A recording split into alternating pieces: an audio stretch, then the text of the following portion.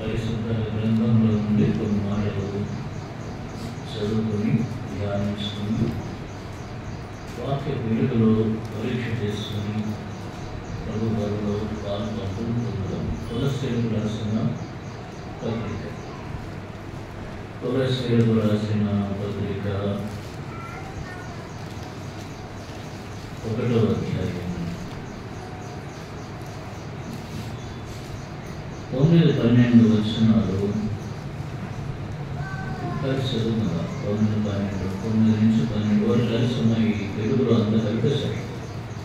9 నుంచి 12 వరకు కలిసి చదువుకుందాం. తులసిలకు రాసిన పత్రికలో అందుచేత ఈ సంగతి నేను మీ నిమిత్తం ప్రార్థన చేయడం మానక మీరు సంపూర్ణ జ్ఞానము ఆత్మ సంబంధమైన వివేకము గలవారు ఆయన చిత్తమును పూర్ణంగా గ్రహించిన వారిని ప్రతి సత్కార్యంలో సంపూర్ణసు దేవుని విషయమైన జ్ఞానము అభివృద్ధి పొందచ్చు అన్ని విషయంలో ప్రభు సంతోషించారు ఆయన తగినట్లుగా నడుచుకోవాలని ఆనందంతో కూడిన పూర్ణమైన ఓర్పును దీర్ఘశాంతము కనపరచాలి ఆయన మహిమ శక్తిని బట్టి సంపూర్ణ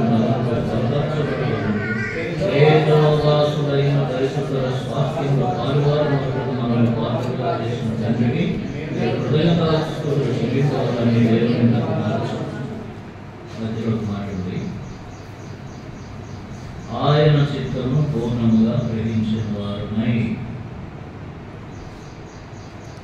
ప్రార్థన చేస్తున్నాం. ప్రేమ కలిగిన తండ్రి మీ పరిశుద్ధ నామమున స్తోత్రాలు వందనాలైనా సమర్పిస్తున్నాం. ఆత్మతో సత్యం యథార్థంగా మిమ్మల్ని ఆరాధించుకోవడం కృపణించారు. స్తోత్రాలు యోగ్యమైన రీతిలో మీ బలలో మీ శరీరంలో రక్తంలో పాల్గొనలు పొందడానికి సహాయం చేయండి. చదువు లేఖన భాగం మరి అమ్మను బోధించండి. నిలబడిన దాసుని కొందరిని ఆత్మతో నింపండి. నిలబడ్డతో మాట్లాడటం శక్తి చేయండి, సహాయం చేయండి. తండ్రి ఈ వాక్యం వెలుగు తోడిన వేడుకలను అది తెలుగు లేని వారికి తెలుగు కలిగించు. మీ వాక్య వెలుగు మా ముఖముల మీద ప్రకాశింపజేయండి ప్రభు. ఈ వాక్యము చీకటి గల చోట్ల వెలుగొచ్చి దీపమైనది. దాని ఎందు మీరు లక్ష్యం చేయడం మీరు రాయడం ప్రకారం మేము తండ్రి మా జీవితాల్లో చీకటి గల చోట్లను మీ వాక్యం వెలిగించేటట్టు మీరు కలుగుతున్నట్టు సహాయం చేయమని బ్రతిమాడుతున్నాం. మీ చేతులు అప్పగించుకుంటూ ప్రభు కోరుకుంటాం. ఘనత మహిమ ప్రభావాలు మీకు ఆరోపిస్తాం. మీ దాసుని బలహీనతలో మీ పునరుద్ధాన శక్తిని బలపరుచున్నాము. యేసుక్రీస్తు వారి పరిశుద్ధ నామంలోని ప్రార్థిస్తున్నాము తండ్రి.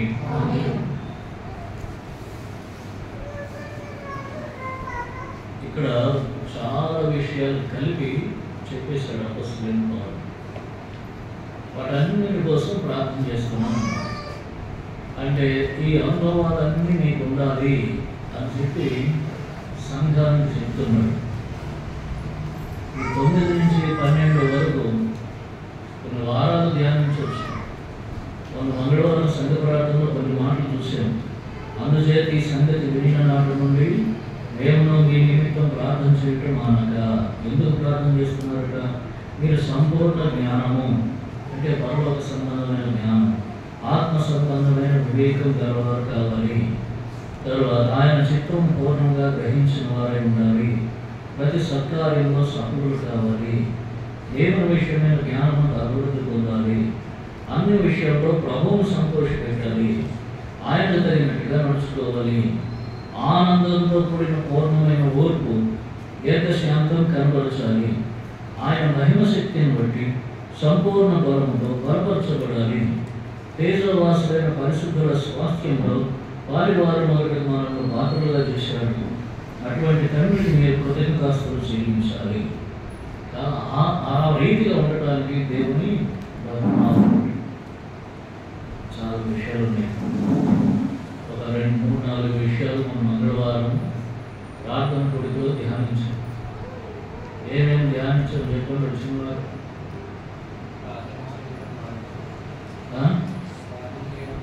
ప్రార్థన చేయటం మానద్దు. సరే, సంపూర్ణ జ్ఞానము వివేకము ఆత్మ సంబంధమైన జ్ఞానం వివేకము కలిగి జీవించాలి. తర్వాత ఇక ప్రతి సత్కారం విషయంలో సఫలులు కావాలి. ఇది కూడా ధ్యానించడం లేదా? అంటే ముందు గుర్తు రాకపోయినా తర్వాత అయినా చెప్పిన తర్వాత గుర్తొస్తే అంతవరకైనా పర్వాలేదు. ప్రతి సత్కారం విషయంలో సఫలం కావాలి.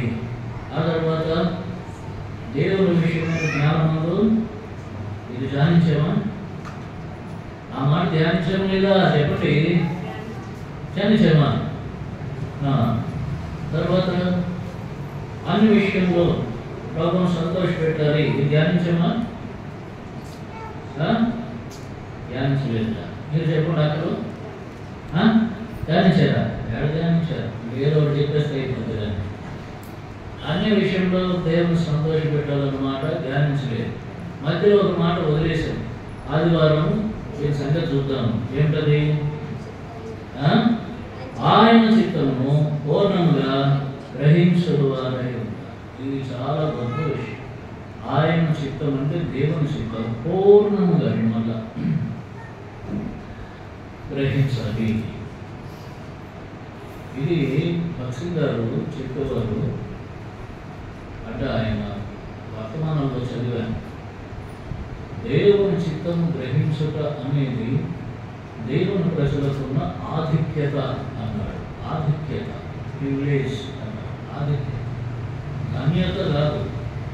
ధన్యత ఆశీర్వాదం, బ్లెస్సింగ్ అంటే కాదు. ఆధిక్యత అంటే దేవుని చిత్తం గ్రహించే ఆధిక్యత. అంటే అసలు ఆ ధన్యతే ఎవరికి ఉండదు. ఎవరికి ఉండదు? యేసు ప్రభువుని అడిగిన వారికి ఎవరికి ఉండదు. కానీ ఇశ్రాయేలు ప్రజలకు ఉంది.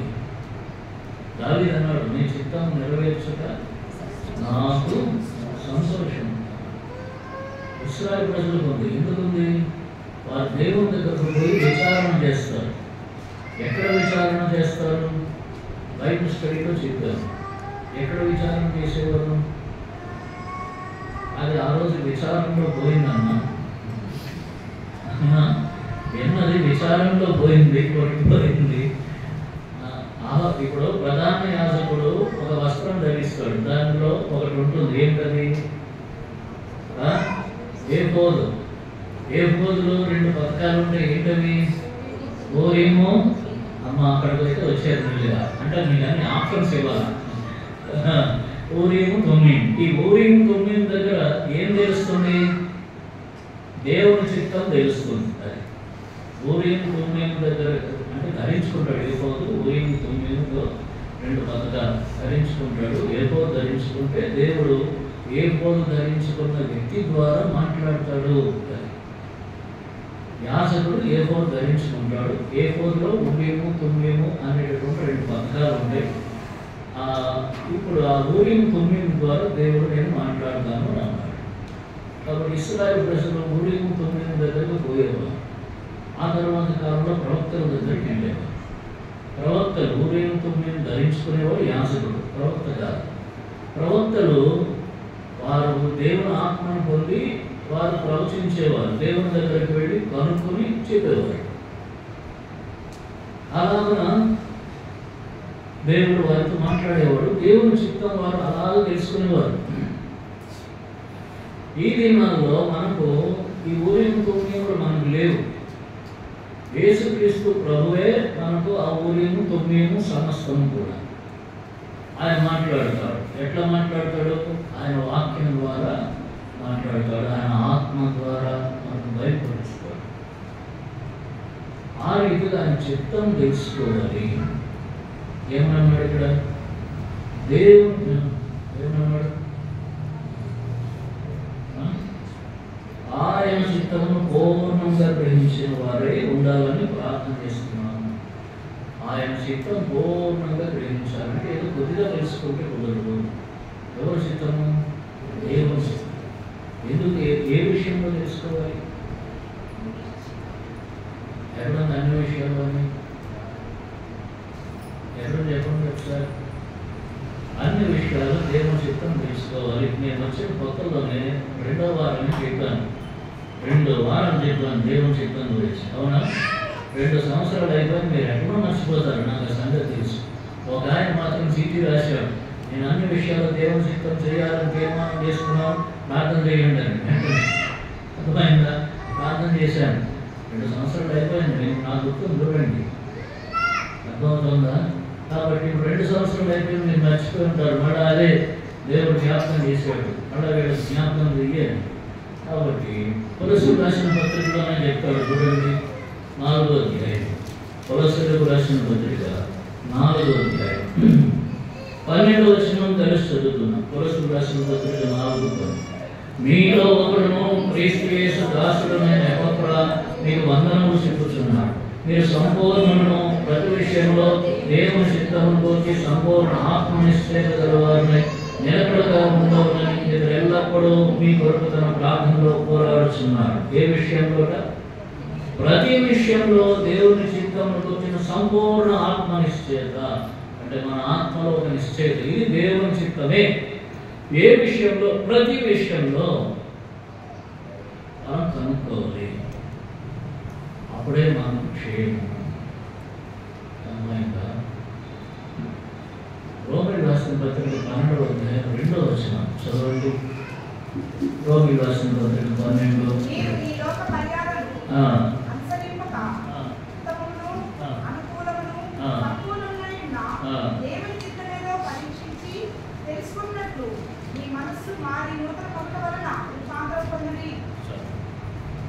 ఎట్లా తెలుసుకోవాలి? మొదట మీరు ఈ లోక మర్యాదను అనుసరింపక. తర్వాత ఏమన్నాడు? ఉత్తమమును అనుకూలమైన సంపూర్ణమైన దేవుని చిత్తం మీద, అది ఉత్తమం. ఏది ఉత్తమం? దేవుని చిత్తము ఉత్తమం. ఉత్తమమును అనుకూలమైన దేవుని చిత్తం మీద సంపూర్ణంగా ఎట్లా తెలుసుకోవాల? పరీక్షించి తెలుసుకొని తర్వాత మీ మనస్సు మారి నూతనపరచబడుట వలన రూపాంతరము చెందాలంటే యేసుక్రీస్తు స్వరూపంలోనికి మారాలి. యేసుక్రీస్తు స్వరూపంలోనికి మారాలంటే నా మనస్సు ఏమంటే నూతనపరచబడుతూ ఉండాలి. అంటే పాత మనస్సు ఉంది. పాత మనస్సు ఎటువంటి మనస్సు? అది శరీరానుసారమైన మనస్సు. రోమా 8లో చెప్తారు. ఇప్పుడు మనస్సు ఆత్మానుసారంగా మారాలంటే మనకు సహాయపడేది దేవుని చిత్తము. ఎందుకు? దేవుని చిత్తం ఎప్పుడు ఆత్మానుసారమైనది, శరీరానుసారమైనది కాదు. దేవుని చిత్తమును తెలుసుకుంటే మనస్సు మారి రూపాంతరం చెందుతాం. యేసుక్రీస్తు ప్రభు రూపంలోనికి మారు, ఆయన స్వభావం మనలోనికి మెల్లగా వస్తుంది. ప్రతి విషయంలో దేవుని చిత్తం తెలుసుకోవాలి. కొలసీయులకు చెప్పాడు. ఇలా ఎట్లా తెలుసుకోవాలంటే, ఎట్లా తెలుసుకోవాలట? ఇప్పుడు చదివాం, పరీక్షించి తెలుసుకోవాలి. పరీక్షించి తెలుసుకోవాలి అంటే ఎవరికైనా దేవుని చిత్తమే కదా, దేవుని చిత్తం మనం చాలాసార్లు ఎక్కడ తప్పిపోతామంటే చేసిన తర్వాత అది సక్సెస్ అయిపోతే దేవుని చిత్తం చేసామండి, దేవుని స్తోత్రం. అది ఫెయిల్ అయిపోయింది అనుకోండి, దేవుని చిత్తం కాదులే తర్వాత తెలుసుకుంటున్నాం. కానీ దేవుని చిత్తం ముందు తెలుసుకోవాలి. దేవుని చిత్తం ముందు తెలుసుకో. దేవుని చిత్తం తెలుసుకోవాలంటే ఏం చేయాలి? దేవుని దగ్గరికి రావాలి. మొదట దేవుని చిత్తం తెలుసుకోవాలంటే దేవుని దగ్గరికి రావాలి.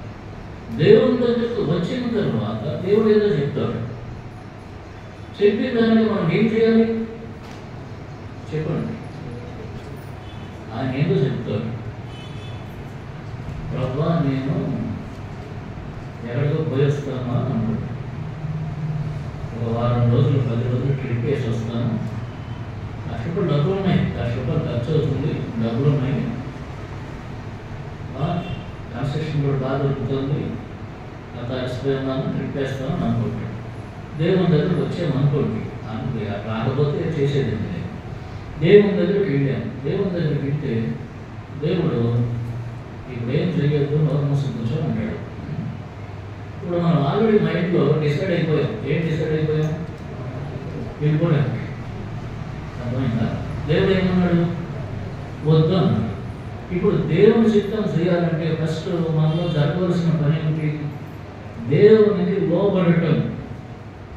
దేవునికి లోబడటం. సరే ప్రభా, నువ్వు చెప్పు, నీ ఇష్టం, నేను అనుకుంటున్నాను. ఎందుకంటే దేవుని చిత్తం ఎప్పుడు మేలే చేస్తుంది కానీ కీడు చేయదు. దేవుని చిత్తం వ్యతిరేకమైనది ఎప్పుడూ కూడా ఏదో నష్టం చేస్తుంది కానీ మేలు చేయదు.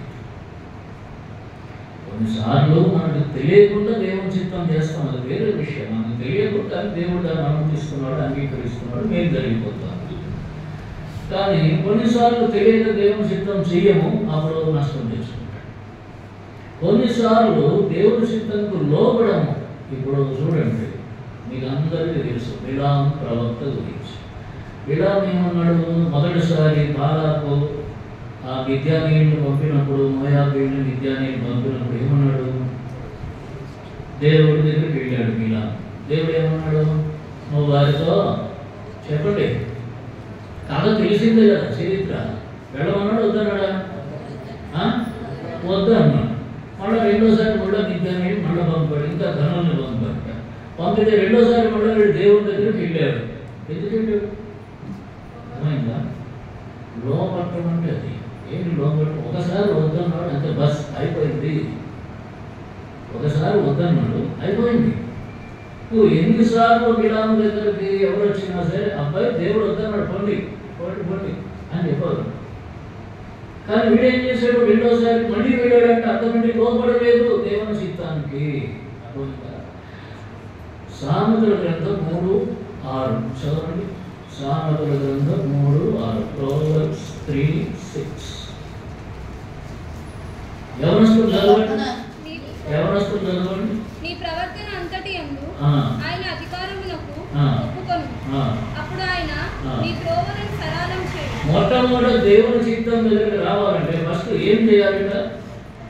నీ ప్రవర్తన అంతటి యందు ఆయన అధికారములకు ఒప్పుకొను. కూర్చోవటానికి, లేవటానికి, మాట్లాడటానికి, మాట్లాడకపోవటానికి, తినటానికి, తినకపోవటానికి, వెళ్ళటానికి, వెళ్ళకపోవటానికి, కొనటానికి, కొనకపోవటానికి, అర్థమైనా ఏదైనా చేయడానికి, చేయకపోవటానికి, మాట్లాడటానికి, మౌనంగా ఉండటానికి, వీటన్నిటికీ కూడా దేవుని ఆ ప్రవర్తన అంతటి మీద దేవుని అధికారానికి ఒప్పుకోవాలి ఫస్ట్. ఇది చేసేవాడే దేవుని చిత్తం తెలుసుకోగలుగుతాడు. లేకపోతే కన్ఫ్యూజన్ అంత కలవడం ఉంటాడు. మొదలు నీ ప్రవర్తన అంతటి మీద, నీ ప్రవర్తన అంతటి మీద అంటే జీవితం అంతటి మీద ప్రభు యొక్క అధికారాన్ని ఒప్పుకోవాలి. ప్రభు నీ అధికారమే కానీ నా స్వంతం ఏం లేదు. ప్రభు నువ్వు ఏం చేస్తావో నా జీవితంలో నువ్వు చెయ్యి అని చెప్పుకోవాలి. ఒకసారి గుంతగా వెళ్తారు, ఒక సిస్టర్ చెప్పింది, మీటింగ్లు అన్నీ స్పెషల్ మీటింగ్స్ అయిపోయిన తర్వాత ఒకసారి ఒక సిస్టర్ వచ్చింది, అంత గొడవ ఉంది. నాకు ఉద్యోగం చేస్తాను, ప్రొఫెసర్ లేదా పెద్ద ఉద్యోగం చేస్తాను, నాకు పెద్ద గిఫ్ట్లు ఇచ్చింది, దేవునికి ఇచ్చిన ప్రార్థన చేయడం ఇచ్చింది. ఏం ప్రార్థన చేయాలంట? దేవుని చిత్తం ఆమె విషయంలో జరగాలని ప్రార్థించి, మళ్ళీ దేవుని చిత్తం ఏమిటో కూడా ఆమె చెప్పింది.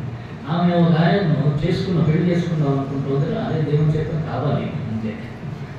అంటే దేవుడు చెప్పాలా, నా చిత్తం అదే నువ్వు చేసుకోవాలని చెప్పాలి. అది ఆయన అలా చెప్పేలాగా నేను ఒప్పించాలి.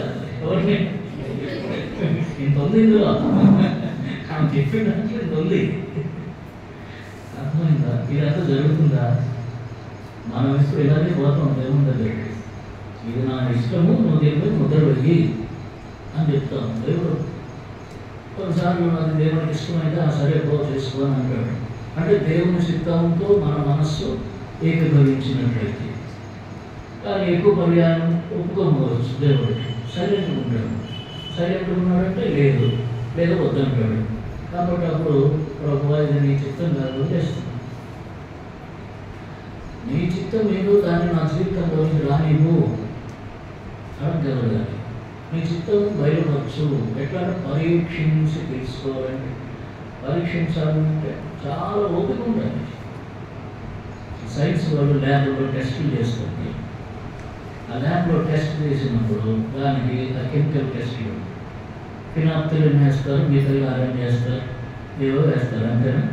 వేస్తారు. ఫినాప్తిలిన్ బదులు మిథైల్ ఆరెంజ్ వేసారనుకోండి ఏమవుతుంది? అవునా?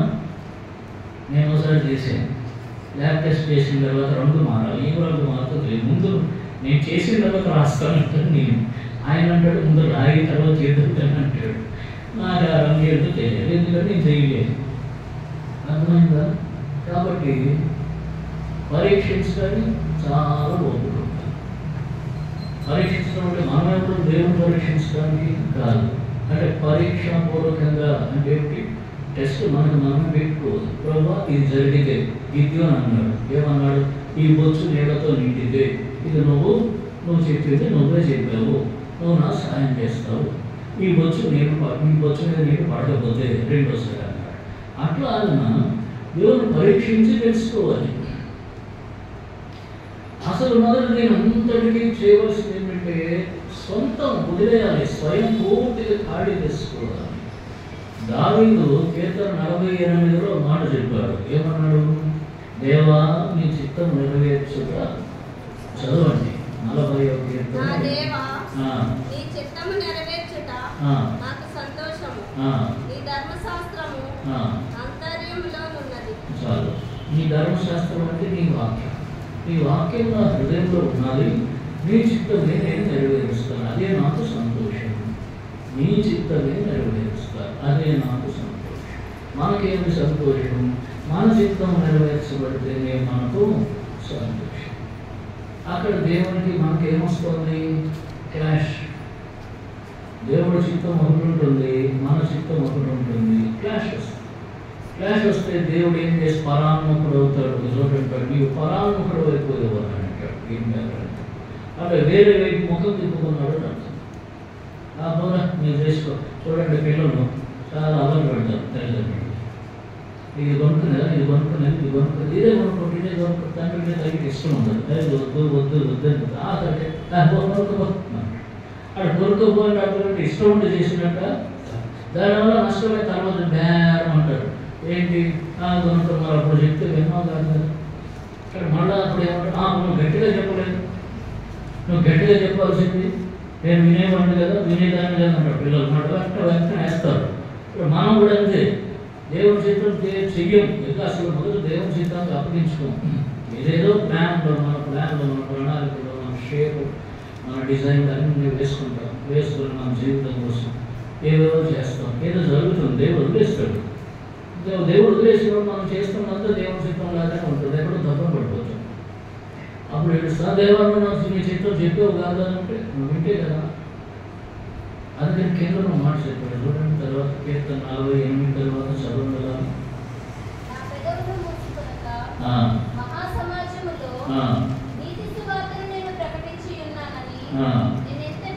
నేనంటే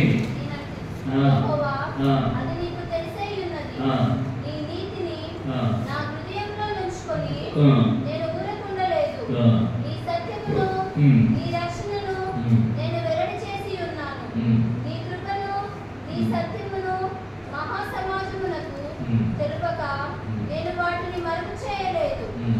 యెహోవా, నీవు నీ వాత్సల్యమును నాకు దూరము చేయుము. నీ కృపా సత్యములు ఎప్పుడును నన్ను కాపాడును గాక. లెక్కలేని అపాయములు నన్ను చుట్టుకొని ఉన్నవి.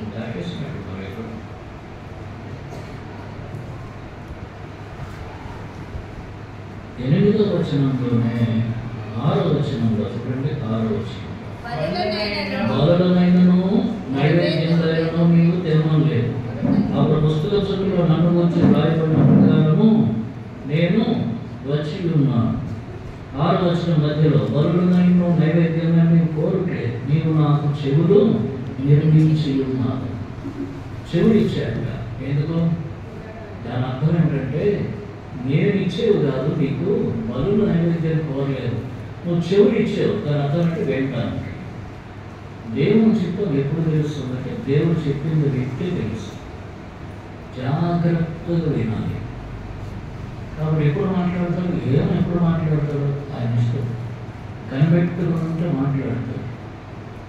దినాలు, మాసాలు, సంవత్సరాలు కూడా గడవచ్చు కొన్నిసార్లు దేవుడు మాట్లాడతాడు. కనిపెట్టుగా ఉండాలి. ఎప్పుడు దేవుని దగ్గరకు వచ్చేటప్పుడు ప్రతి విషయంలో అక్కడ ఒక మాట చెప్పాడు తులసి, ప్రతి విషయంలో దేవుని పరిపూర్ణమైన చిత్తం తెలుసు. ప్రతి విషయంలో, ప్రతి విషయం ఇది జ్ఞాపకం ఉంచుకోండి. మీ జీవితం విషయం, మీ పిల్లల విషయం, మీ పేరెంట్స్ విషయం, మీ స్నేహితుల విషయం, మీ ఉద్యోగాల విషయం, మీ చేతుల కష్టార్థం విషయం, మీ ఖర్చు పెట్టే విషయం, అన్ని విషయాలు ఏదైనా కానివ్వండి. మీరు ప్రయాణం చేసే విషయం, ప్రయాణం మానేసే విషయం, ఒకరికి సహాయం చేసే విషయం, సహాయం మానేసే విషయం, ఇంకా చెప్పే అన్ని విషయాలు అవును కాదు రెండింటి. ఏ విషయమైనా సరే మొదట దేవుని చిత్తము అంతే. మన సొంత ఆలోచనలు, తలంపులు ఎప్పుడు నష్టాన్ని తెస్తాయి. మనుషుల్ని దృష్టిలో పెట్టుకోవటం, సమాజాన్ని దృష్టిలో పెట్టుకోవటం, లేదా మన స్వంత బెనిఫిట్స్, మన స్వంత ప్రయోజనాలను దృష్టిలో పెట్టుకోవటం, మన ఘనతను దృష్టిలో పెట్టుకోవటం, మనకి ఏది నచ్చిందో దాన్ని దృష్టిలో పెట్టుకోవటం, ఇదంతా ఏది స్వయం అన్నది ఉందో దాని అంతటినీ తీసి పడేసేయాలి. ప్రభు చిత్తమా కానీ అది మనకి ఇష్టం లేకపోవచ్చు, అది దేవుని చిత్తం అయితే కానీ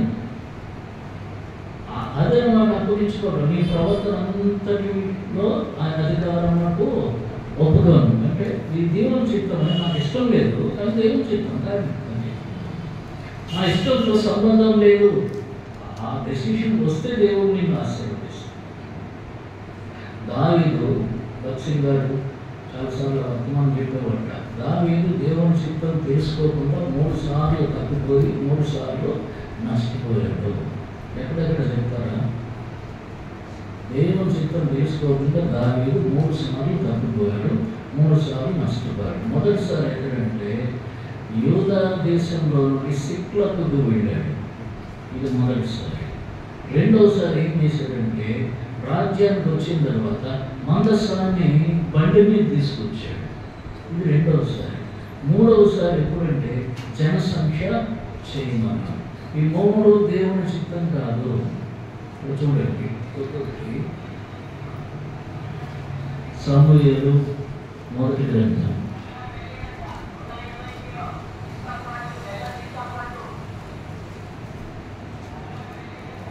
సమూయేలు మొదటి గ్రంథము 27వ అధ్యాయం 1వ వచనం కలిసి చదువుతాం. 1 సమూయేలు 27వ అధ్యాయం 1వ వచనం. తరువాత దావీదు, నేను ఇక్కడ నిలుచుట మంచిది కాదు, ఏదో ఒక దినం నేను సౌలు చేత నాశనం అవుతుంది, నేను ఫిలిష్తీయుల దేశంలోనికి తప్పించుకొని పోవదును. అప్పుడు సౌలు ఇశ్రాయేలీయుల సరిహద్దులను వెతుకుట మానుకును కనుక నేను అతని చేతిలో నుండి తప్పించుకుందునని అనుకొని లేచి తన యొక్క 600 మందితో కూడా ప్రయాణమై మాయోకు కుమారుడు గాతురాజు నాకీష్ముకు వచ్చెను. తర్వాత ఏం చేశాడు? 7వ వచనం. దావీదు ఫిలిష్తీయుల దేశంలో కాపురం ఉండిన కాలమంతా 1 సంవత్సరము 4 నెలలు. మధ్యలో చాలా చేశాడు. చేస్తే 6వ వచనం చూడండి. ఆకీషు సిక్లగు అను గ్రామమును ఆ దినమున అతనికి ఇచ్చాను. కాబట్టి నేటి వరకు సిక్లగు యూదా రాజు వస్తుంది. ఇప్పుడు యూదులకు, ఇశ్రాయేలు ప్రజలకు ఫిలిష్తీయులు స్నేహితుల శత్రువులా? చెప్పండి. ఇశ్రాయేలు ప్రజలకు ఫిలిష్తీయులు స్నేహితుల శత్రువులా? శత్రువులు. ఇప్పుడు దావీదు గొలియాతును చంపాడు. గొలియాతు ఎవడు? ఫిలిష్తీయులే కదా. 10,000 మందిని చంపాడు. దావీదు ఎవరిని చంపాడు? ఫిలిష్తీయులను చంపాడు. ఇప్పుడు వాళ్ళు ఎక్కడికి పోయాడు? వాళ్ళు ఫిలిష్తీయుల దగ్గరికి పోయాడు. సరే, ఏమనుకున్నాడు? నేను ఇక్కడ ఉండటం మంచిది కాదు, ఏదో ఒక రోజున సౌలు మీద పడి చంపుతాడంటే భయం ఉంది, మరణ భయం ఉంది, కష్టం ఉంది, శ్రమ ఉంది. ఈ శ్రమ నుంచి తప్పించుకోవాలి. అది వరకు ఏం చేసేవాడు చూడండి. అది వరకు ఏం చేశాడు? 23వ అధ్యాయంలో 23వ అధ్యాయం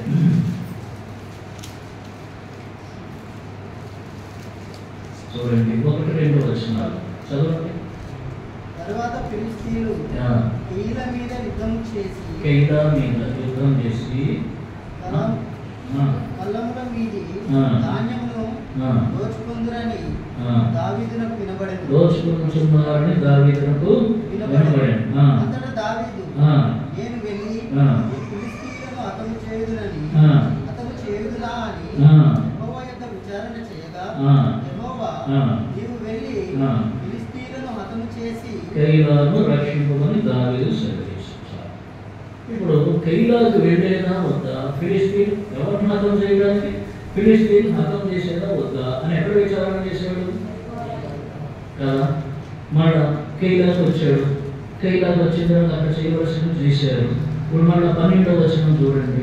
కైలా జనులను నా జనులను సౌలు చేతికి అప్పగించుదురా అని దావీదు మరల మనవి చేయగా యెహోవా వారిని అప్పగించుదురని సెలవిచ్చాడు. మళ్ళా నేను కైలాలో ఉండాలా, తప్పి మళ్ళీ ఇక్కడి నుంచి వెళ్ళిపోవాలా అన్నప్పుడు మళ్ళా దేవుని దగ్గరికి వచ్చి మళ్ళీ విచారం చేశాడు. ఇంత చేస్తున్నాడు కదా. మరి ఇక్కడికి వచ్చేసరికి ఏమైపోయింది? 27వ అధ్యాయం వచ్చేసరికి ఎవరి దగ్గర దేవుని దగ్గర విచారణ చేయకుండా సొంత ఆలోచనతో ఎక్కడికి పోయాడు, మళ్ళా ఫిలిష్తీయులు.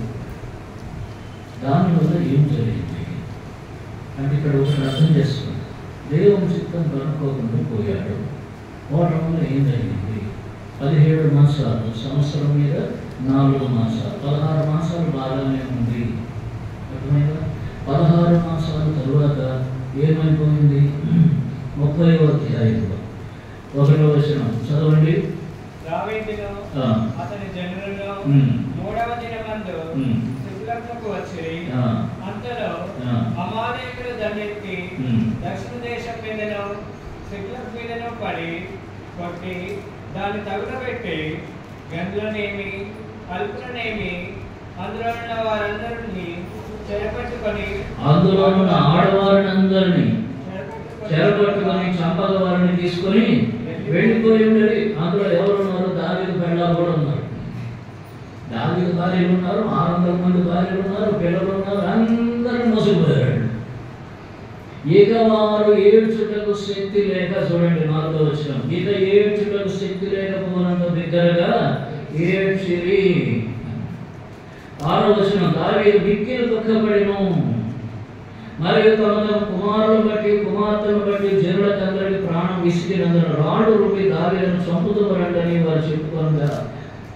ఇప్పుడు ఏం చేశాక 7వ వచనం, పిమ్మట దావీదు ఏహోదు తెమ్మని యాజకుడు అహీమెలెకు కుమారుడైన అబ్యాతారుతో చెప్పగా అబ్యాతారు ఏహోదును దావీదును తీసుకొని వచ్చింది. నేను ఈ గండును తరిమి దాన్ని కలుసుకోవడానికి యెహోవా దావీదు విచారణ చేయాలి. ఎప్పుడు వచ్చాడు విచారణకి? ఎప్పుడు వచ్చాడు? భార్యలు పోయారు, ఎత్తుకెళ్ళిపోయారు, పిల్లల్ని ఎత్తుకెళ్ళిపోయారు, ఆస్తి తగలబెట్టేశారు, గుడారాలను తగలబెట్టేశారు, ఆ పట్టణం తగలబెట్టేశారు. ఇంత నష్టం వచ్చింది. దాంతో ఉన్నవారు ఇప్పుడేమో వాళ్ళే ఈయనకేం చేసింది లేదు, 600 ఉన్నాయి. వాళ్ళందరూ అప్పులు చేసుకున్నాడు అంటాడు. అప్పులు చేసుకున్నాడు. భార్య బాధ్యతలు ఉన్నారట, బస్సు ఇంకా లేకపోయాడు. భార్య బాధ్యతలు ఇలాంటి అందరూ వచ్చి చేరారట. ఇక్కడికి అదుల్లాం బహులు దావీదు ఉన్నప్పుడు ఈయన మనకు నాయకుడే. వాళ్ళందరూ ఈయన చేయాలి తీశాడు. ఇప్పుడు వాళ్ళందరూ వాళ్ళు ఏం చేశారు? వాళ్ళు పుట్టుకున్నారు, చంపేస్తాం ఇవ్వాలని మా భార్య పిల్లలు అందరూ పోయారని ఎంత దుస్థితి తెచ్చుకున్నాడు. ఏడ్చుటకు శక్తి లేనంత ఏడ్చాడు. అయితే ఒక మాట ఉంది, దావీదు తన దేవుడైన యెహోవాను బట్టి ధైర్యం తెచ్చుకొని ఇప్పుడు మళ్ళీ దేవుని దగ్గరికి వచ్చి నేను వినేదా, వాళ్ళు ఎక్కడున్నారో తెలియదు, తెలుసుకునేదా, నన్ను కలుస్తారా, నేను జయిస్తానంటే అప్పుడు దేవుడు బొమ్మన్నాడు. అంటే ఇప్పుడు దేవుని దగ్గరికి మళ్ళీ విచారణ చేయండి. విచారణ చేస్తే ఏమైంది చూడండి. 19వ వచనం, 19 కుమారులేమి కుమార్తెలేమి దోపుడు సైన్యం వారు ఎత్తుకుపోయిన దాని అంతట్లో కొద్దిదేమి గొప్పదేమి ఏది తక్కువ కాకుండా దావీదు సమస్తమును రక్షించెను. అంటే సమస్తం సంపాదించుకుని అంటుంది ఇంగ్లీష్లో, అదే బాగుంది. సమస్తం సంపాదించుకున్నాడు తిరిగి. ఎప్పుడు? మరల దేవుని చిత్తం ప్రకారం చేసి సమస్తం పోగొట్టుకున్నాడు. ఎప్పుడు? దేవుని చిత్తము కానప్పుడు. అర్థమైందా? మళ్ళీ దావీదు దేవునికి ఎటువంటి వాడు? హృదయానుసారుడు. అర్థమైందా? దావీదు దేవునికి హృదయానుసారుడు. ఎప్పుడుందా మాట చెప్తారా? అపొస్తలుల కార్యములు 8వ అధ్యాయం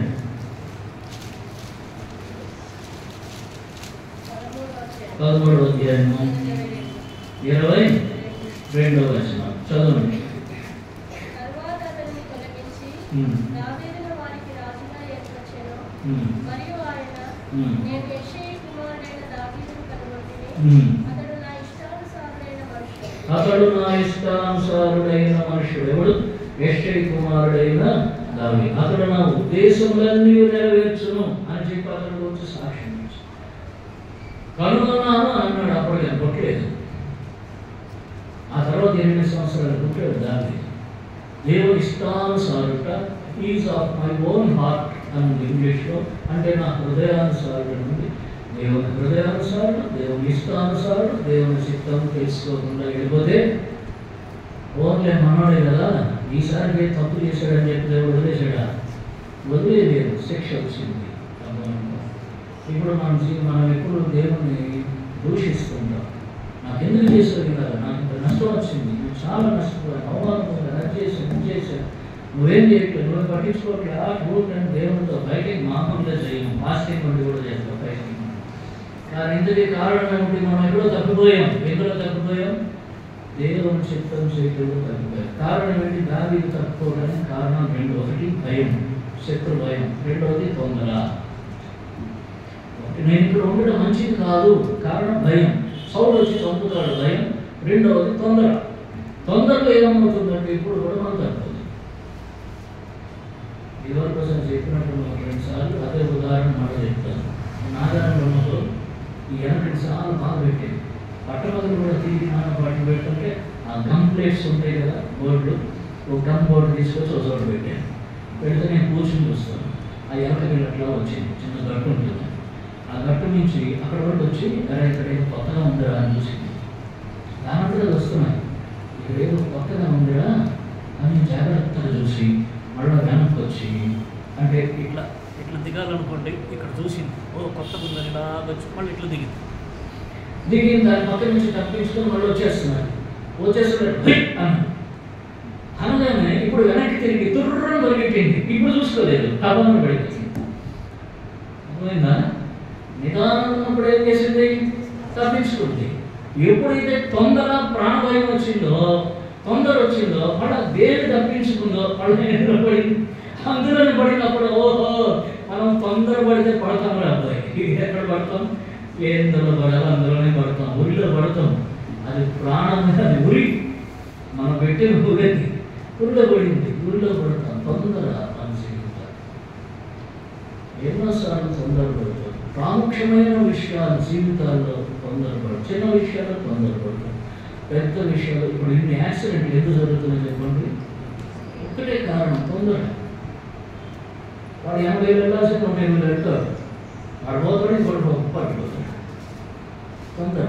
మన జీవితాలు తొందర విడిచిపెట్టాలి. సామాన్యమైన నియమం ఉంది, నిదానమే ప్రధానం. అంటే సామాన్యమైన నియమం. ఇప్పుడు మనకు నిదానం ఎందులో ఉంటుంది?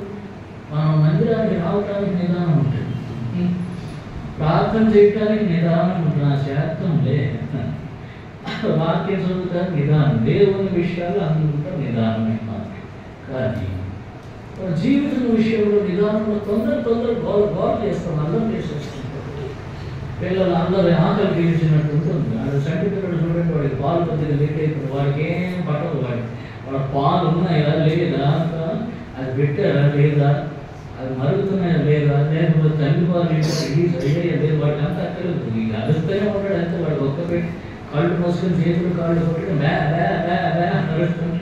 ఏం పెట్టినా వాడు వెండు, వాడికి కావాల్సిందే వాడికి కావాలి, ఆ పాలే కావాలి వాడికి. మనకు ఆ పసిపిల్లల బుద్ధి మనకు పోదు. అందుకని అన్నాడు అపోస్తలుడైన పౌలు గారు, మీరు ఇంకా పాలు తాగవలసిన ప్రాయంలోనే ఉన్నారంటే ఊరకే గోల చేస్తున్నాం, దేవుని దగ్గరికి రావట్లేదు, కనుక్కోవట్లేదు దేవుని చిత్తాన్ని. ఎదిగిన పరిస్థితి జీవితాల్లో లేదు. తొందరపడి దేవుని చిత్తం చేయకుండా నష్టపోతున్నాము. నష్టపోయాడు దావీదు. అయితే దావీదు పనిచేశాడు. ఏం చేశాడు? దేవుడైన యెహోవాను బట్టి అయితే దేవుడు మనం దేవుని చిత్తం చేయకుండా తప్పిపోయినప్పటికీ దేవుడు జాలి చూపిస్తాడు. పోయింది. మళ్ళీ దేవుని దగ్గరికి వచ్చినప్పుడు దేవుడు ఏం చేస్తాడు? సమస్తం తిరిగి అనుకరిస్తాడు. అక్కడ అన్నాడు, దావీదు సమస్తము సంపాదించుకున్నాడు. రక్షించినట్టు సంపాదించు, పోగొట్టుకుంది సంపాదించు. కాబట్టి మళ్ళీ ఎప్పుడు సంపాదించుకున్నాడు?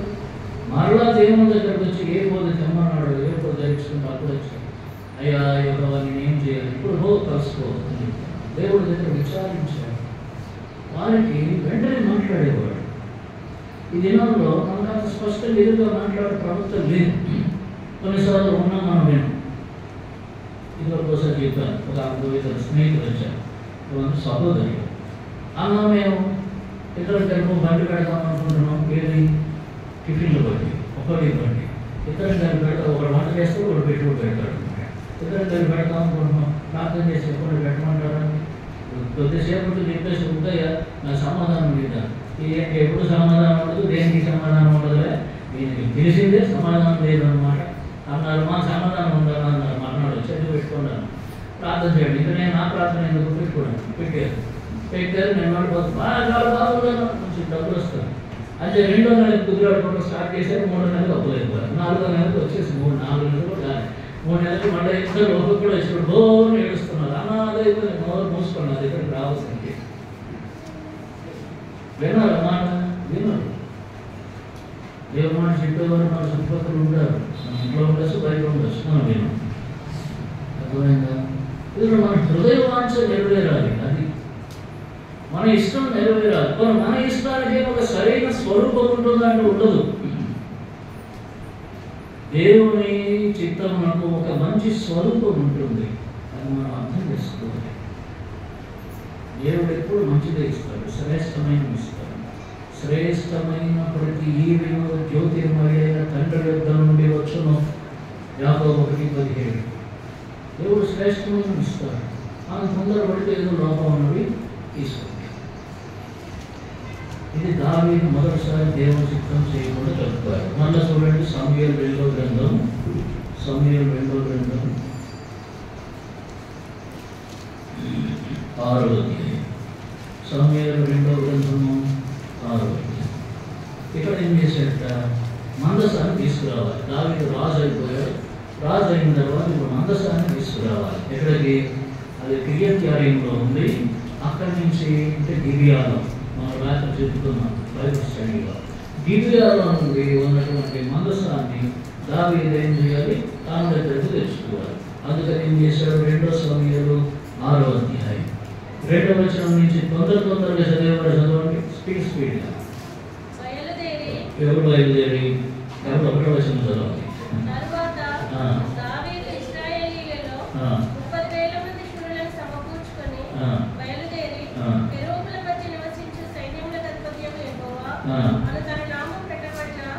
దేవుని మందసమును అచ్చటి నుండి తీసుకుని వచ్చినకై తన యొద్దనున్న వారందరితో కూడా వాయిలా యెహూదాలో నుండి ప్రయాణమాయెను.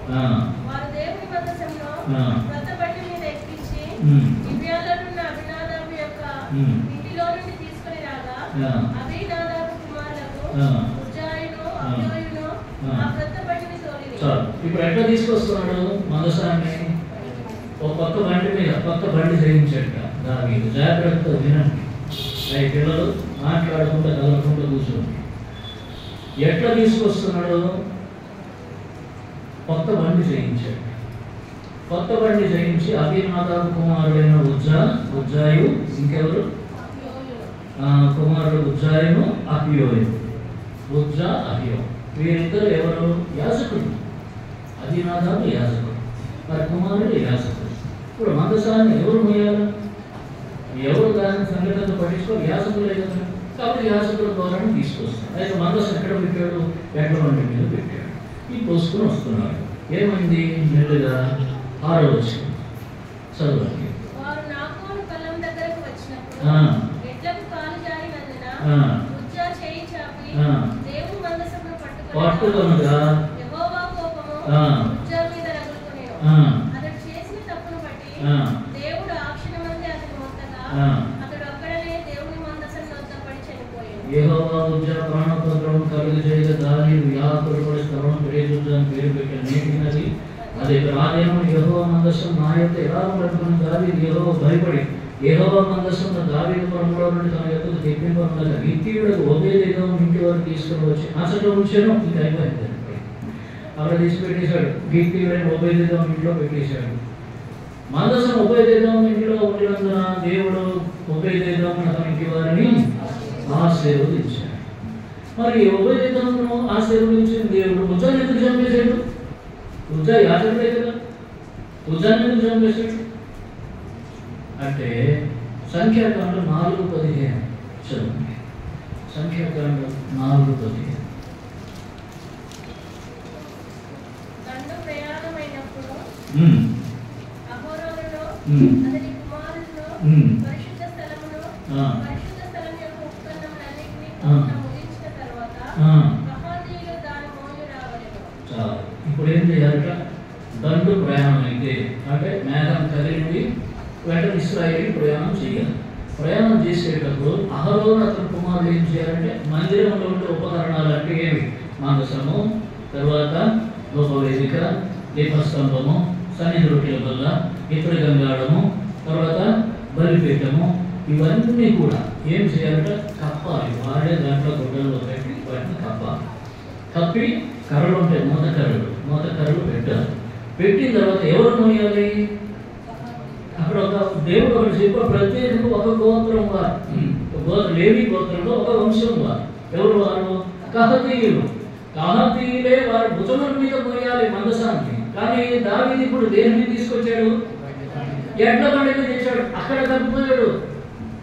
మరి ఎడ్ల బండి మీద ఇదివరకు మందసం వచ్చింది కదా, ఎప్పుడు వచ్చింది? ఫిలిష్తీయులు మందసాన్ని ఎడ్ల బండి మీద పంపించేశారు. చూడండి, సమూయేలు మొదటి గ్రంథం. మందసం పట్టుబడింది. మందసం పట్టుబడిన తరువాత ఫిలిష్తీయులను దేవుడు వారు పట్టుకపోయేందుకు వారిని బాగా హింసించాడు, వారిని శిక్షించాడు. చేసిన తర్వాత వారు ఏం చేశారో చూడండి.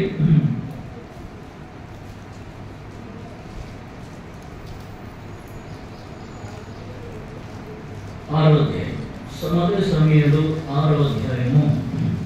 వారు ఏం చేశారంటే 7వ వచనం, కాబట్టి మీరు క్రొత్త బండి ఒకటి చేయించి కాడి మోయిన పాడి ఆవుల రెంటిని తోలి తెచ్చి బండి కట్టి వాటి దూడను వాటి దగ్గర ఉండి ఇంటికి తోలి యెహోవా మందసం ఆ బండి మీద ఎత్తి అపరాధంగా మీరు అర్పివలసిన బంగారు వస్తువు దాని పక్కనే చిన్న పెట్టిలో ఉంచి మార్గంతో ఉన్నట్టుగా విడిచిపెట్టి అని అంటే వారు అలాగనే చేశారు.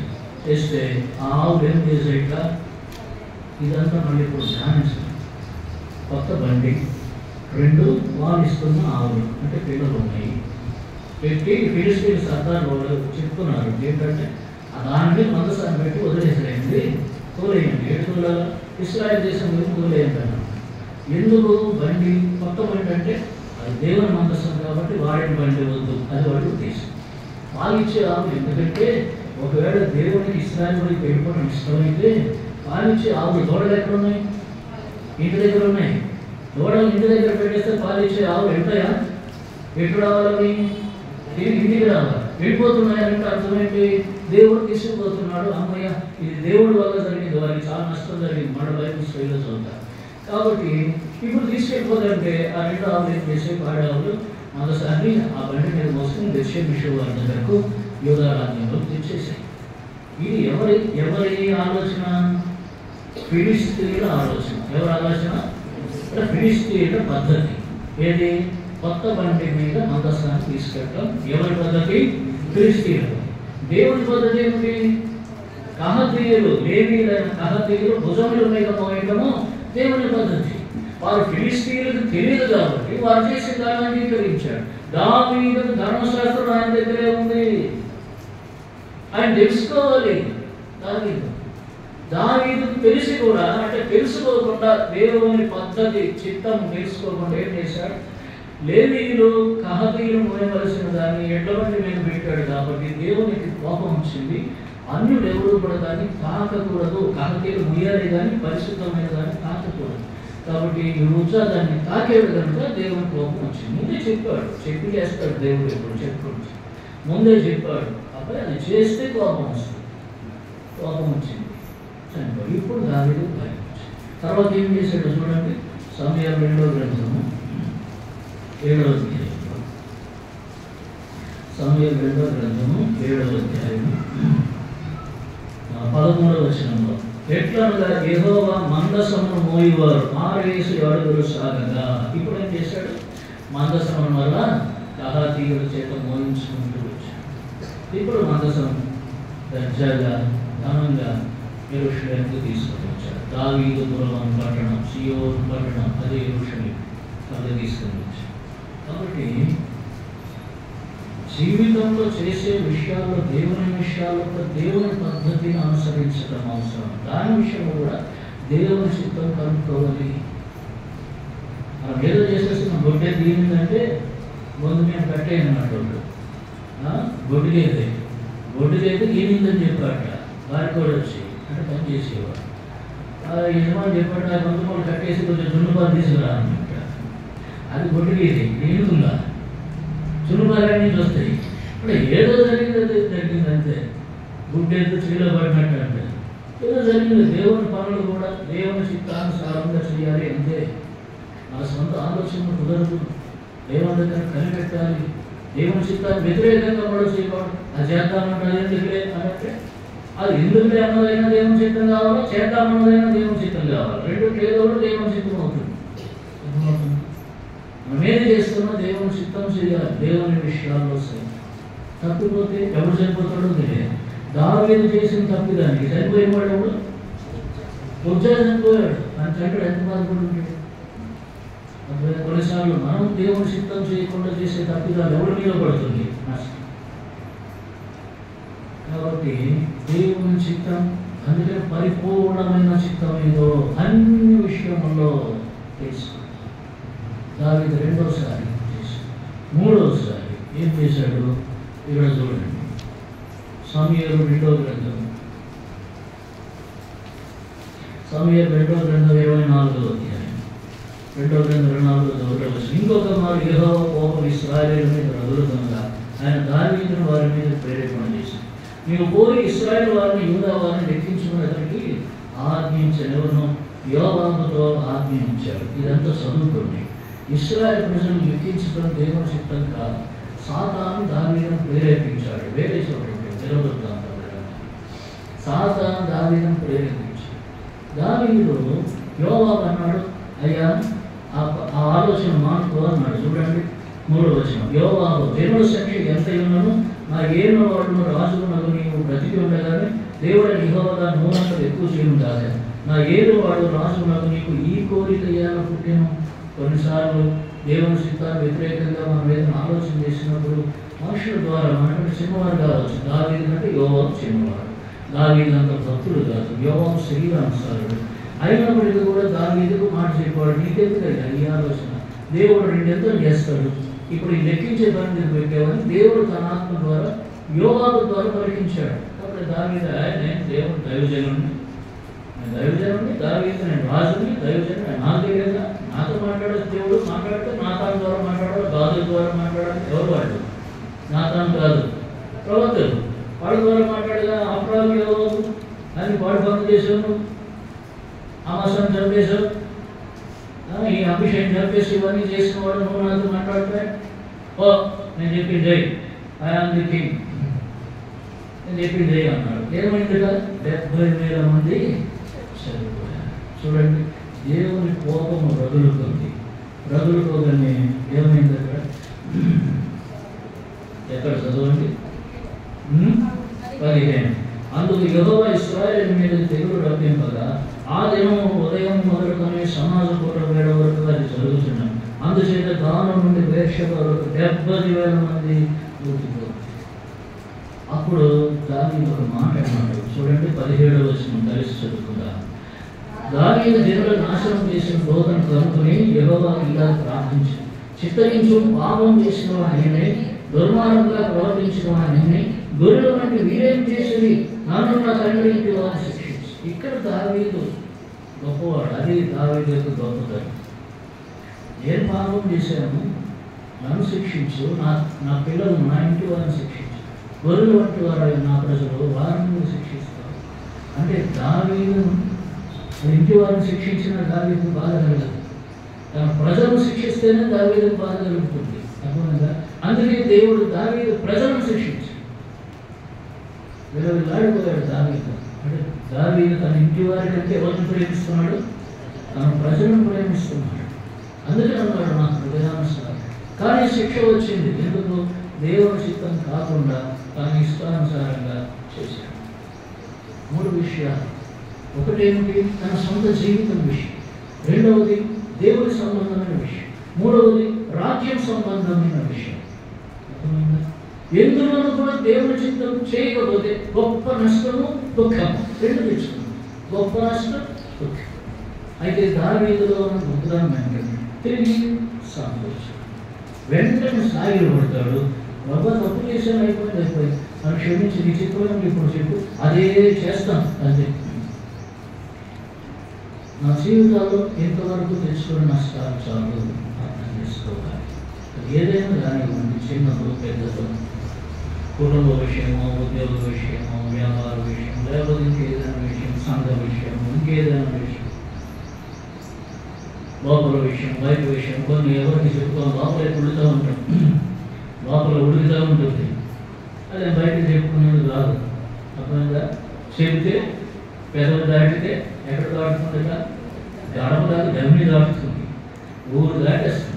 అందులో మన సహవాసంలో అన్నానికి మాట తెలుసా, అక్కానికి సంగతి తెలుసా అంటే మా అక్క ఇవి అంతా ప్రచారం. అది మళ్ళీ మనకే వస్తుంది. ఇలా కట్టిన దాంట్లో మనకు కలుపుతాయి. కాబట్టి ఏం చేసి లోపల ఎంత కానీ మండిపోతా ఉంటే ఎసిడిటీ, బీపీ, షుగర్, టెన్షన్ అన్నీ పడి అయిపోయింది. చెప్పవలసినది ఏంటంటే అక్కడ చూడండి, ప్రభు ఒక మాట చెప్పారు. లూకాసు వార్త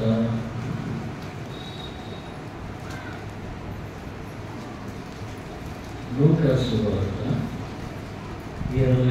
అధ్యాయం 42వ వచనం. తండ్రి, ఈ గిన్నె నా యొద్ద నుండి తొలగించడు.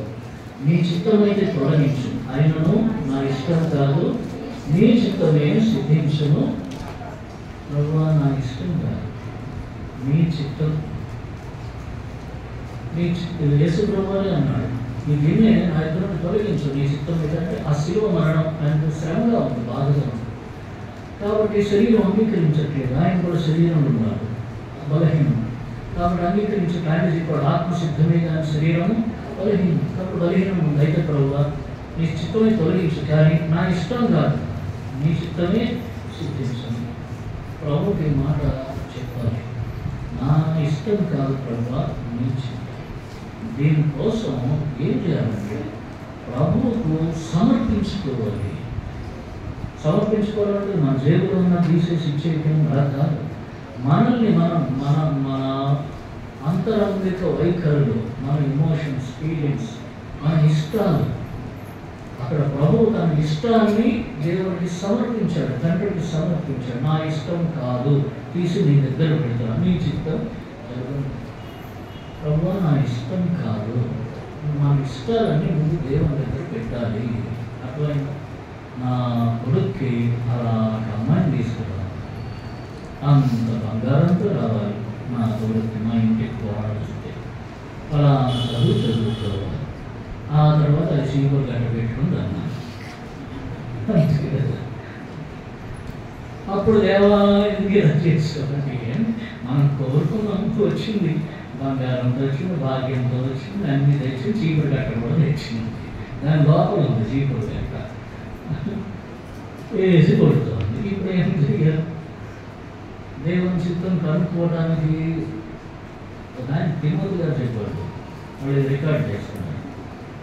తిమోతి గారు చెప్పాడు, ఏమన్నాడు? ఒకరికి ఒక రోజు పడుతుంది, ఒకరికి ఒక వారం పడుతుంది. ఏంటి? దేవుని చిత్తం కనుక్కోవడానికి ఒకరికి ఒక రోజు పడుతుంది, ఒకరికి ఒక వారం పడుతుంది, ఒకరికి ఒక నెల పడుతుంది, ఒకరికి ఒక సంవత్సరం పడుతుంది, ఒకరికి ఒక జీవితకాలం పడుతుంది అని లెక్కలు వేసుకున్నాడు ఆయన. అర్థమైందా? అంటే నీకు టైం పట్టచ్చు దేవుని చిత్తం కనుక్కోవడానికి. తొందర పడితే ట్రాప్లో పడిపోతాం. ఇదే మన దరిద్రం. తొందర పడితే ఎవరికైనా చెప్పాను కదా, తొందర పడింది, ఎందులో పడింది? ట్రాప్లో పడింది. తొందర పడుతాం, ట్రాప్లో పడిపోతున్నాం.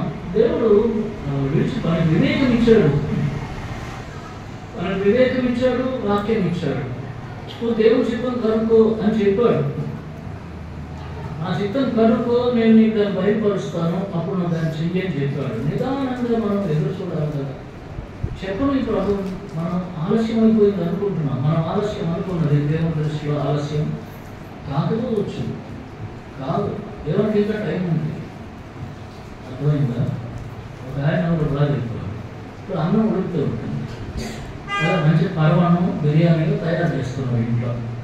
మీరు పరమాన్నం అంటే ఇష్టం ఉండదు లేదు, చాలా మందికి తెలియదు. తెలుసా పరమాన్నం ఎంతమంది తెలుసు?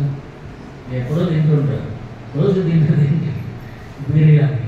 సరే బిర్యానీ ఇంట్లో వండుతుంది తల్లి, పిల్లలు గొడవ పెట్టేస్తుంటారు, పెట్టే ఆకలేస్తుంది అంటే కోపం వచ్చి సగం ఉడికి నేను పడేస్తుందా? సగం ఉడికి పడేస్తే ఏమవుతుంది? తినలేరు, తిన్నా కడుపు పాడు. దేవుడు అందుకే నాకు నా మాట చూడండి, 31వ కీర్తన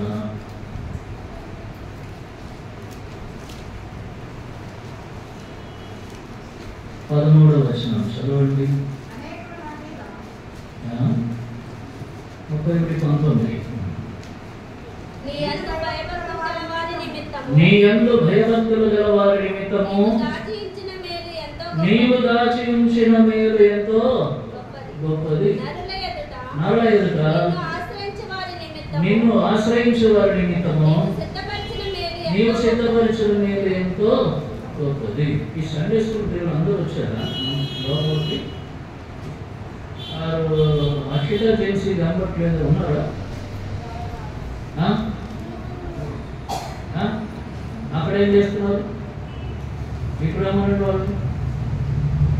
లోపల ఏం పని? ఇక్కడ వచ్చి కూర్చోము.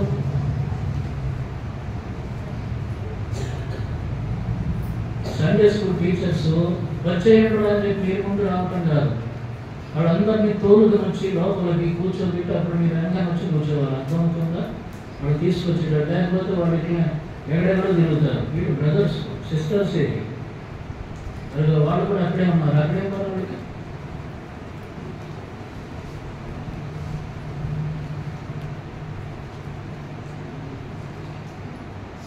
ఏమన్నాడు ఇక్కడ? కీర్తన 31:19. నీ ఎంతో భయభక్తులు గారి వారి నిమిత్తం నీవు దాచి ఉంచిన మేలు ఎంతో గొప్పది. నరుల ఎదుట నీవు ఆశ్రయించే వారి నిమిత్తం నీవు సిద్ధపరిచిన మేలు ఎంతో. దేవుని ఆశ్రయించాలి ఫస్ట్. ఆయన సిద్ధపరిచిన మేలు ఉండేట అది గొప్పది, అది ఇస్తాడు. ఇచ్చేంత వరకు కొద్దిగా ఎదురు చూడు. టైం గడిచిపోతున్నా పర్లేదు, ఎదురు చూడాలి. ఇది చేయలేకే మన జీవితాల్లో నష్టాలు. ఎదురు చూసేది లేదు, గోడ అందరూ చేసేసి నాకు అది కావాలి, నాకు ఇది కావాలి, నాకు ఇది కావాలి, నాకు అది కావాలి. పిల్లలు మీరు వినండి, మీ తల్లిదండ్రులు ఏమి అడగద్దు. అర్థమైందా? జాగ్రత్తగా వినండి. మీకేం కావాలంటే దేవుణ్ణి అడగండి, ప్రార్థన చేయండి. మీ తల్లిదండ్రులు కూడా చెప్పండి మాకు ఇది కావాలి, ప్రార్థన చేయండి. అంతేగాని తల్లిదండ్రులు వాళ్ళకి పేచి పెట్టేసి వాళ్ళని ఇబ్బంది అల్లరి పెట్టద్దు, మీకు నష్టం వస్తుంది. మీకేం కావాలో దేవుడు అడగండి. అది మీకు అవసరం అయితే దేవుడు మీకు ఇస్తాడు, అవసరం కాకపోతే ఇవ్వడు. మీరు నష్టపోతారంటే ఇవ్వడు. వాడు హోటల్కి వెళ్ళంట, వేడి ఏమున్నాయనంటే ఆ సర్వరు మరొక తిక్కలేడు. వాడు అన్నట్ట పొయ్యి పెనం వేడిగా ఉన్నాయని అన్నట్ట. అంటే వీడు చెప్పాట 2 పొయ్యి 3 పెనం వచ్చేట్టుగా తీసుకురా అన్నట్ట. అర్థమైందా? ఒకవేళ పెనం తెచ్చాడు అనుకోండి, ఏం చేస్తాడు? 4 పడితే ఏమవుతుంది? ఆ పెనం మీద ఉన్నది కూడా వేడిగా తెచ్చాడు అనుకో, 4 పడితే ఏమవుతుంది? కాబట్టి దేవుడు మీకు ఇచ్చేంత వరకు ఓపిక పట్టండి. పొయ్యి పెనం అడుగుతారు ఎందుకు? దేవుడి దగ్గర నిదానంగా ఉండాలి. సంపూర్ణంగా నీ ప్రవర్తన అంతరంలో ఆయన అధికారమునకు ఒప్పుకోనము. సామెతలు 3:6. అప్పుడు ఆయన నీ త్రోవలు సరళం చేస్తాడు. అప్పుడు దాచి ఉంచిన మేలు అప్పుడు అది చాలా ఆశ్చర్యంగా ఉంటుంది, అద్భుతంగా ఉంటుంది. మేలైనది ఇస్తాడు. తొందర విశ్వాసులకి అన్యుల కంటే తొందర. అర్థమైందా? ఏదో పోతుంది, ఏదో సొమ్ము పోతుంది, ఏదో అయిపోయిందని తొందరపడుతూ ఉంటాం. ఆ తొందరలోనే అన్ని పోగొట్టుకుంటాం. విచారమే మిగులుతుంది. నా అంతరంగంలో ఏదో విచారం హెచ్చగా అని అడుగుతారు. మీరు ఎందుకు హెచ్చిందంటే ఇవాళ పనులు చేస్తాం, దేవునికి చిత్తమునికి వ్యతిరేకమైన పనులు చేస్తాం. కనుక అక్కడ అంటున్నాడు ఆయన చిత్తమును పూర్ణముగా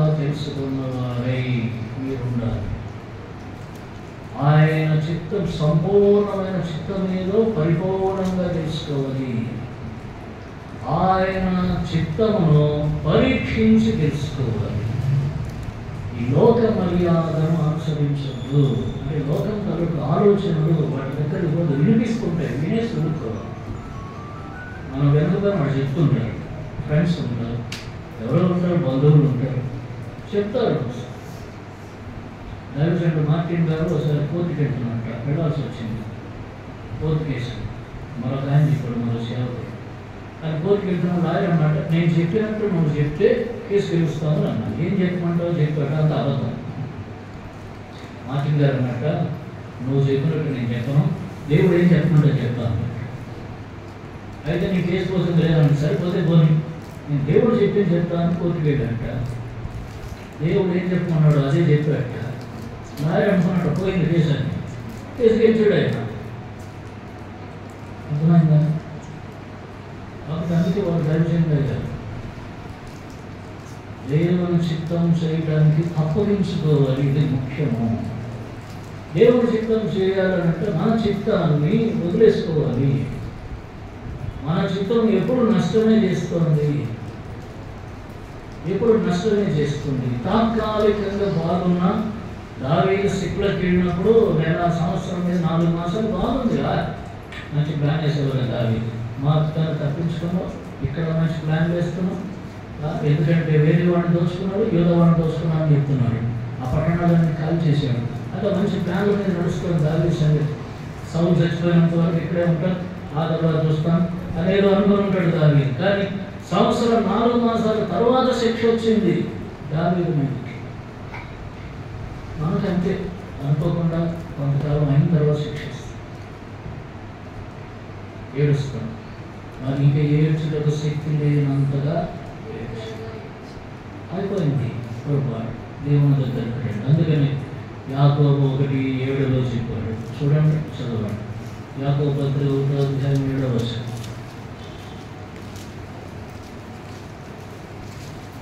చదవండి. ఎవరైనా యాకోబు పత్రిక 4:7, యాకోబు పత్రిక 4:7 చదవండి.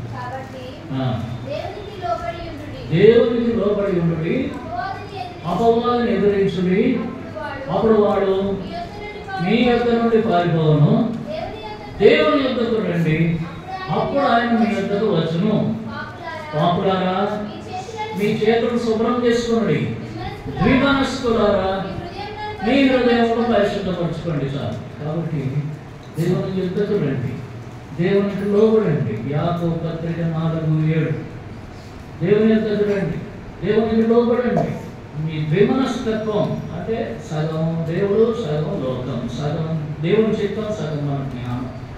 ఇట్లా ఇవన్నీ ద్విమనస్తత్వం, సగం విశ్వాసం, సగం అవిశ్వాసం. దీన్ని ఏం చేయాలంటే ద్విమనస్కులారా ఏమన్నాడు? మీ చేతులు పరిశుద్ధపరచు, మీ హృదయాలు పరిశుద్ధపరచు, దేవునికి లోబడి ఉండి, అప్పుడు అపవాదిని జయిస్తారు. అంత ఓటమితో కూడిన జీవితం నాకు ఇప్పుడు సంతోషాన్ని ఇవ్వదు. దేవునికి లోబడితేనే జయ జీవితం దొరుకుతుంది. దేవునికి లోబడకపోతే దుఃఖం మిగులుతుంది. అర్థం చేసుకోండి.